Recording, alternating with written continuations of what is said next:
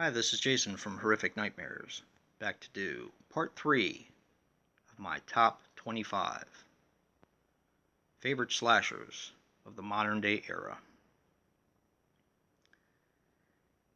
Now this list features slashers from the years of 2000 to present.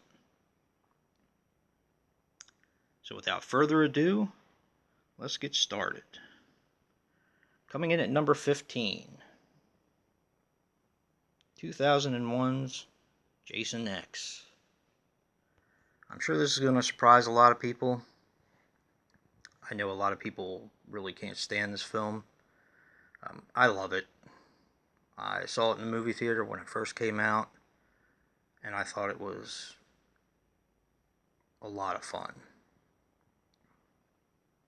After Jason Goes to Hell, The Final Friday, which is a movie I absolutely despise,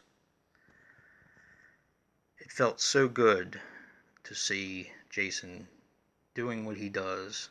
I don't care if he was in space, I don't care if he was in Mayberry. Didn't matter to me. Just felt good to see one of my childhood heroes. I guess that sounds kind of bad, but one of my childhood heroes back to doing what he does best, hacking and slashing. And the upgrade that he gets in this film, I thought was really cool looking. Definitely creative, I thought. But anyway, that is number 15, 2001's Jason X. Coming in at number 14 is The Town That Dreaded Sundown, the remake, reimagining, sequel maybe? It's kind of features all of that. It's interesting. It's an interesting film. But as far as a slasher goes, it's definitely one of my favorite remakes, sequels, reboots. I thought that it was done incredibly well, and I do love the original, The Town That Dreaded Sundown. I find it to be a great film. So I was really happy that I thought that they treated the subject material with such respect. In my opinion, you could tell that this was that who did this film really loved the original. And, it made me happy to see that.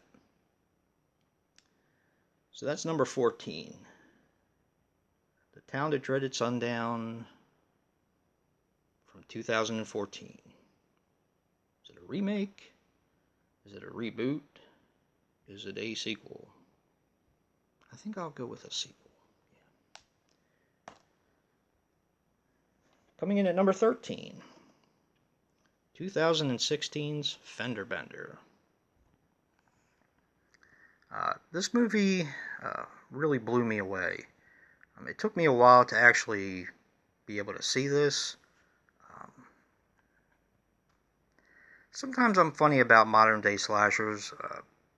Sometimes I want to rent them before I actually buy them, because you're not really sure what you're getting into.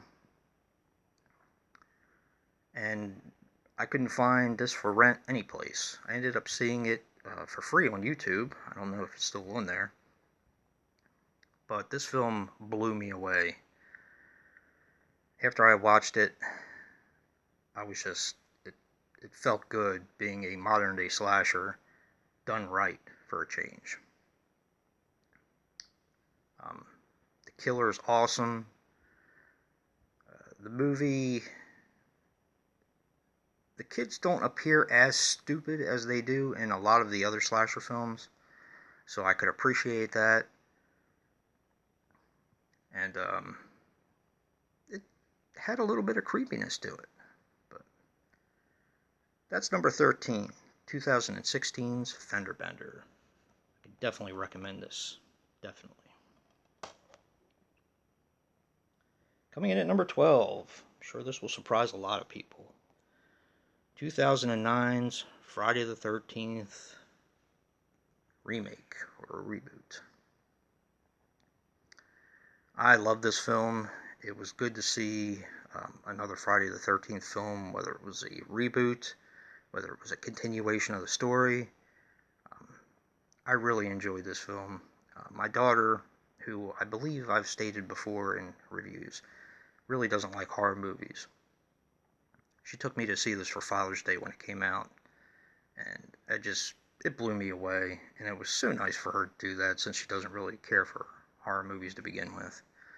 But this will always hold a special place in my heart, probably for that reason alone. But it is really, really done well. And that is 2012's Friday the 13th remake or reboot. Coming in at number 11, Rest Stop, Dead Ahead. This is an oddity for me. I watched this movie on cable, and it blew me away, and I was surprised that I liked it as much as I did. And it wasn't for any particular reason, it's just that sometimes modern day slashers just don't do it for me.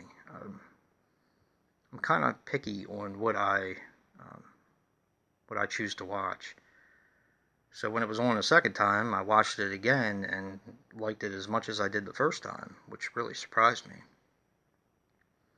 And this movie actually has Joey Lawrence in it, which surprised me even more. He was actually decent in it.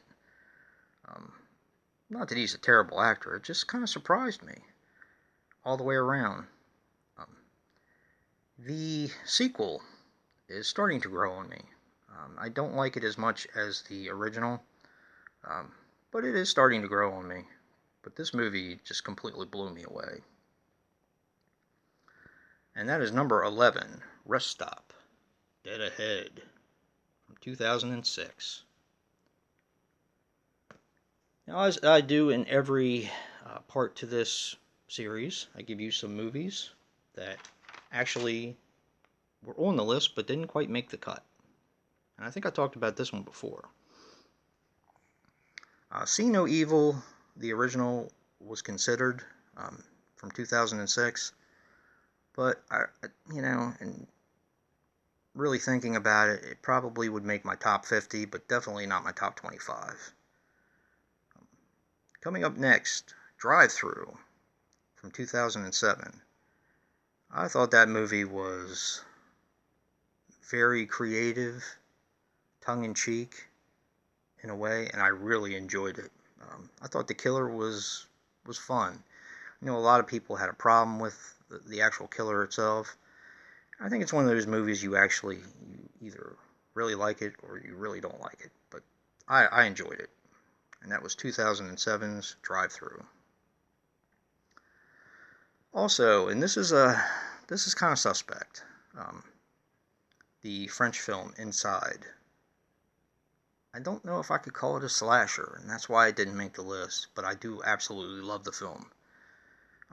Looking forward to seeing the remake of it, which just came out recently. Heard some decent things about it. But anyway, that'll do it for part 3 of my top 25 modern day slashers. Until next time, guys. Peace.